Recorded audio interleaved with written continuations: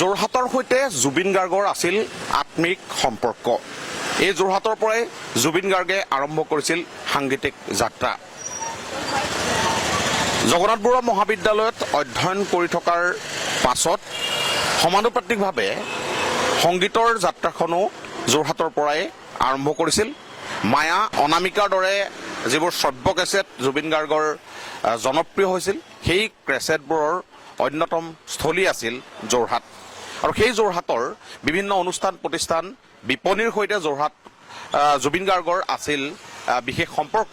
আমি এখন বিশেষ বিপণীৰ মাজলৈ আপোনালোকক লৈ যাব বিচাৰিছোঁ, যিখন বিপণী, যিখন হোটেল বা যিখন ৰেষ্টুৰেণ্টৰ সৈতে জুবিন গাৰ্গৰ বহুদিনৰ স্মৃতি জড়িত হৈ আছে। আৰু সেই দোকানখন হৈছে যোৰহাটৰ পুৰণি বালিবাটত থকা মধুমিলন। আৰু সেই আমি মধুমিলনৰ দোকানলৈ আপোনালোকক লৈ যাব বিচাৰিছোঁ যে এই মধুমিলনৰ সৈতে জুবিন গাৰ্গৰ সম্পৰ্ক এনেকুৱাই যে জুবিন গাৰ্গে কলেজীয়া দিনৰ পৰা এই মধুমিলনত চিংৰা খাবলৈ আহে। আৰু সেই চিংৰা খোৱাৰ যিটো অভ্যাস আছিল কলেজীয়া দিনৰ, সেই অভ্যাস কিন্তু মৃত্যুৰ পৰ্যন্ত তেখেতে অব্যাহত ৰাখিছিল।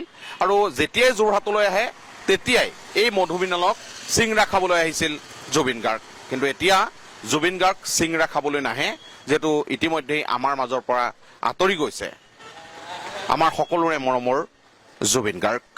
আহকচোন আমি আপোনালোকক দোকানখনৰ স্বত্বাধিকাৰীৰ ওচৰলৈ লৈ যাওঁ। তেখেতে কি ক'ব জুবিন গাৰ্গৰ সন্দৰ্ভত আমি আপোনালোকক জনাবলৈ চেষ্টা কৰিম। আহক আমি আপোনালোকক দোকানখনৰ ভিতৰলৈ লৈ গৈছোঁ।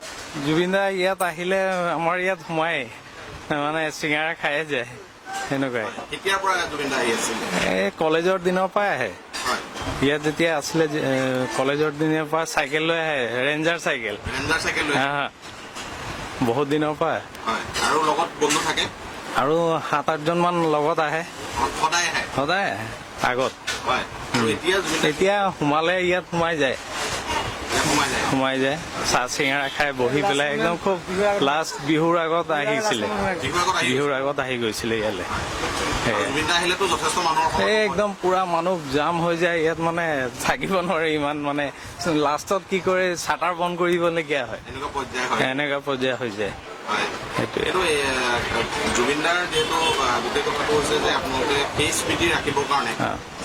আমি এটা ষ্টেচু এটা বনাবলৈ দিছো, এতিয়ালৈকে আহি পোৱা নাই। আহিলে আমি হেৰি কৰিম। এনেই আমি ফটো এটা লগাই ৰাখিছো। আমিতো 3-4 দিন আমি বন্ধ ৰাখিছিলো জুবিন দাৰ কাৰণে।